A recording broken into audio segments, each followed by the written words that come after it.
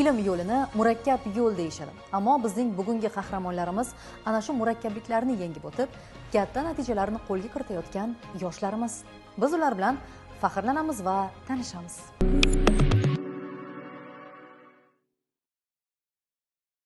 Dilshodaxon Maqsudxo'jayeva Toshkent davlat iqtisodiyot universitetining yosh va izlanuvchan o'qituvchilaridan. 25 yoshida PhD yoqlagan qizlarimizdan. Hozirda moliya yo'nalishida o'ziga xos dars o'tish uslublari bo'yicha ilmiy izlanishlar ham olib boryapti. Demak, tanishamiz. Men yoshligimda o'zi kitob o'qishga qiziqqan ekanman. Ojonim haligacha aytib beradilar. Doktorga borsam ham o'zim bilan katta ensiklopediyalar olar ekanman. O'sha paytlarda hamma o'yinchoqni tanlab olsa, men ensiklopediyalarni tanlab, rasmlarni ko'rib o'qigan deb o'tirar ekanman 2 yoshli qiz.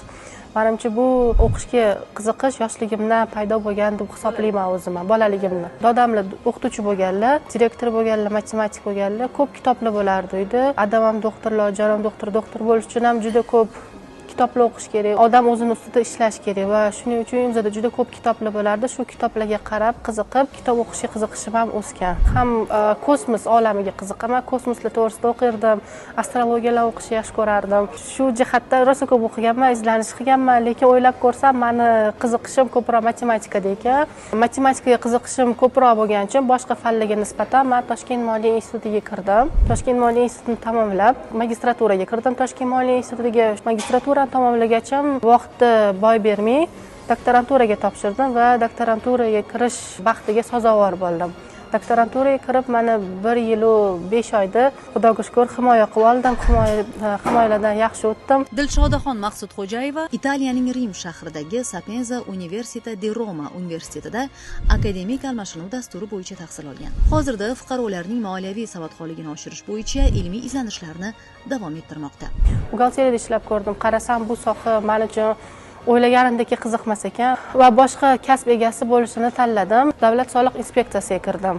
Oila bilan davlat soliq inspeksiyasida ishlash juda qiyin ekan, murakkab ish ekan va shu bois men bankka o'tib ketdim. Chunki yo'nalishim o'zi bakalavrda bank ishi bo'lgan va bankda 3 yil ishlab, doktoranturaga ham kirib oldim. U payt men dekretda edim. Qarab ko'rsam, o'qituvchilik bo'lish juda qiziq kasb ekan. Studentlarga dars berasiz. Juda katta savob ekan bu dars berish ham. Eng birinchi jihati, ikkinchisi ustoz bo'lib ishlaganingizda siz o'zingiz ustingizda ishlayverasiz. Chunki yangicha usullar chiqadi, yangi metodikalar chiqadi. Siz shu metodikalarni qo'llab studentlarga dars berishingiz kerak. Chunki studentlar ham eskicha, masalan, 20 yil oldingi metodikalarda dars o'tsangiz qiziqishmaydi. Ularga yangi bilimlar kerak va yangi metodikalar bilan shu bilimlarni olish kerak o'zligisiga. Shuning uchun qarasam, ustozlik bu eng zo'r kasb ekan men uchun va ustozlikka o'tib ketdim. PhD ni ham yoqlab oldim. Amaliyot darslarimda talabalarga men vazifa beraman va u vazifalarda ularni ko'proq kreativligini tekshiraman. U kreativligi bilan ular masalan biznes moliyasi degan fanni o'tyapman hozirgi vaqtda va ular reklamalar qilishadi. Bu reklamalarda ular o'zligisini, biznesligisini qanaqa rivojlantirish uchun gruppalarga bo'linib, yangi g'oyalar chiqarishadi va balki bu qilishayotgan ularning g'oyaligisi hozirgi vaqtda ochilmagan biznes ustida ishlab, keyingi ularni kelajakda yordam berib qolishi mumkin degan xayoldaman. Har bitta sohani ustasi bo'lish uchun inson albatta o'zini ustida ishlash kerak. Masalan, xalqda ham bitta maqol bor. Jonni kuydirmasang jonona qayda, tog'ga chiqmasang do'lona qayda degan. Va shuning uchun kechalar uxlamasdan kerak bo'lsa kitoblarni o'qib chiqaman yoki qanaqadir qiziqarli videolar topaman studentlarga qiziq bo'lishi uchun yoki oddiy misolda prezentatsiyalarni ham tinchlikda kechqurun hamma uxlayotganda qilib o'tirishni yaxshi ko'raman. Bu meni masalan o'zimni metodikam bo'lsa kerak ham deb o'ylayman. Chunki tinch o'tirgan paytingiz yaxshi fikrlar keladi miyaga. To'g'ri, juda ko'p vaqtni behuda sarflashga ham ko'p narsalar chiqib ketyapti. Masalan, Instagramda behuda sarflab qo'yish mumkin yoshlar o'zini vaqtini unumli foydalanmay vaqti bilan, lekin hozirgi yaratilgan sun'iy intellekt bilan yoshlar o'zini bor kuchini sun'iy intellekt bilan foydalanib, hozirgi yoshlar katta natijalarga erishishligi mumkin. Yoki oddiy internet misolida oldin bizni kitob o'qish uchun biblioteka, kutubxonaga borishimiz kerak edi.